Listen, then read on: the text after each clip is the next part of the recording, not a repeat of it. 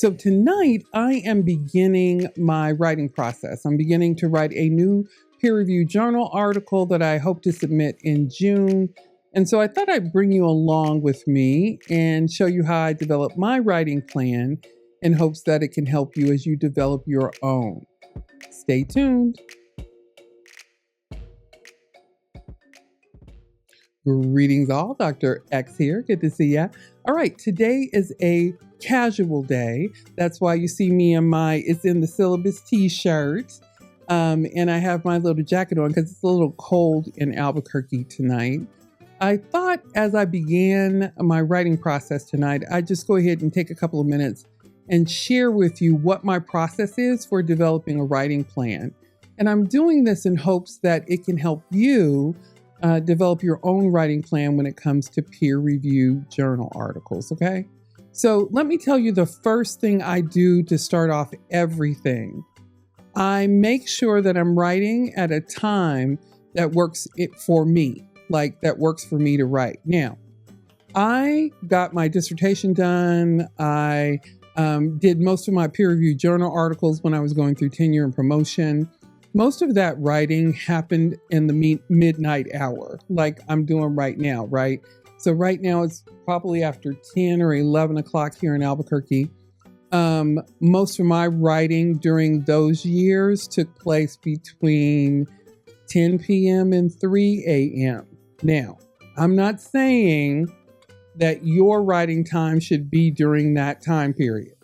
I'm saying for me, my house is quiet. When I wasn't writing at home, I was at the library until it closed down in Las Cruces. I think it closed around 2 o'clock in the morning. I'd write in the evening because that was really convenient for me. It was a quiet time. I wasn't getting a bunch of emails. And so this for me has continued to be some of the best writing time that I have. Now, as I'm getting older, I probably am not going to be up until 3 o'clock in the morning, but I do still write most of my time significantly at night. Now, the only other times that I have writing times during the daytime is when I have a co-writing session or co-writing group, like on Sundays. This semester, I have co-writing session with members of my scholarly writing with Dr. X. If you haven't heard about that, I'll leave a link below. Go ahead and click on the link and go over to the website, oneminutescholar.org, and find out a little more about that group.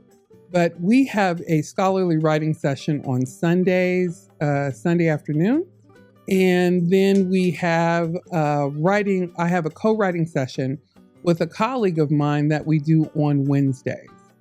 Now for that Wednesday session, that colleague and I, Dr. Juan Freire, he and I have been writing together since 2014. We've been doing that almost weekly. The only times we miss is if like he was on sabbatical for a while. I took a new administrative job, so we had to take a break during that time. But for the most part, for the last 11 years, we've been co-writing, having a co-writing session on Wednesday. I talked about that in one of my videos, Juan and I sat down and talked about the value of having those co-writing sessions. If you'd like to find out more about that, I'll leave a link above and I'll leave the link to the video below. But these writing sessions are really important if you are going to get your writing done for publication. So at night, I will come here and start my writing process, make sure I have my drinks. I have my little green drink and my water. Make sure I have paper. I'll show you what I need the paper for in just a few minutes.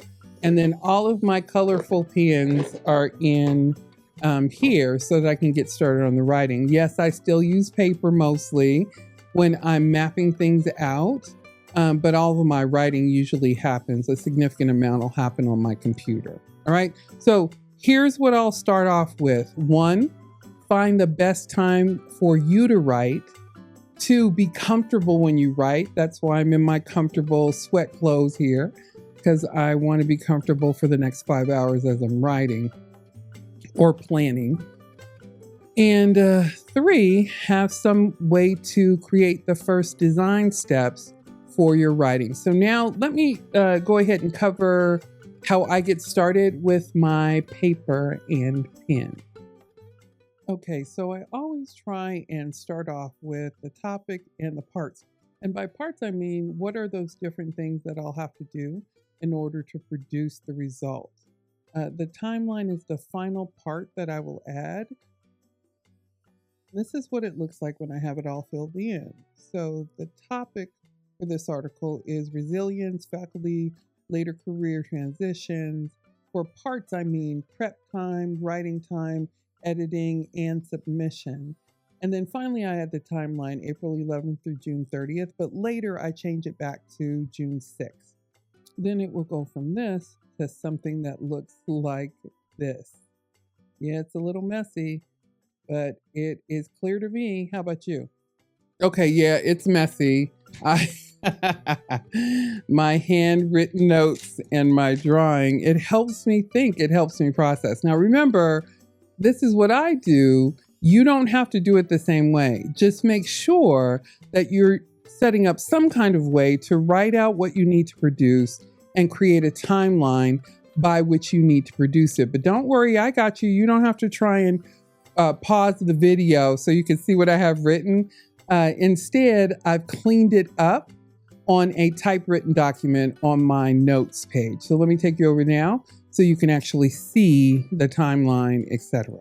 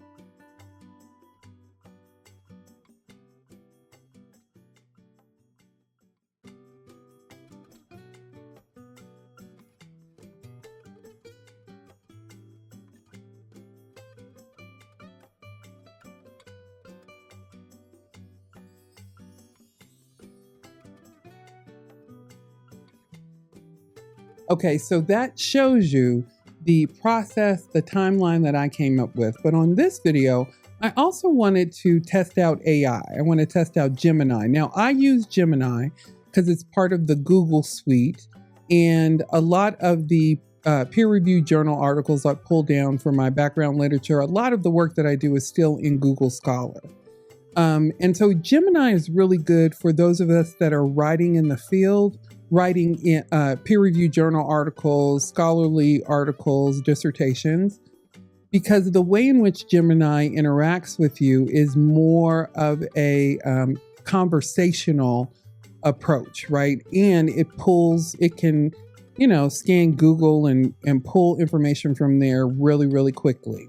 So earlier tonight, I took some time and I asked Gemini to come up with a academic writing plan or a writing plan for a peer-reviewed journal article. And you'll be surprised by the results. So let me show you what happened with me and Gemini earlier tonight. All right, so let's ask Gemini a question. So here's what I asked Gemini. Tonight I'm working on a YouTube video about creating a writing plan for a peer-reviewed journal article. I want to compare what I write to a plan you write. What information do you need in order to create a writing plan? And that's really good. Gemini comes back with the topic. That's something that I identified. Target peer-reviewed journal.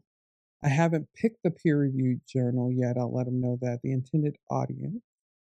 Core argument or thesis statement, the type of research, key findings and evidence if applicable, and any specific requirements for the guideline. Okay, so this is the information that I put in. You can stop the recording now to look at it if you want, but I don't know all of the information it needs right now because I am just developing it.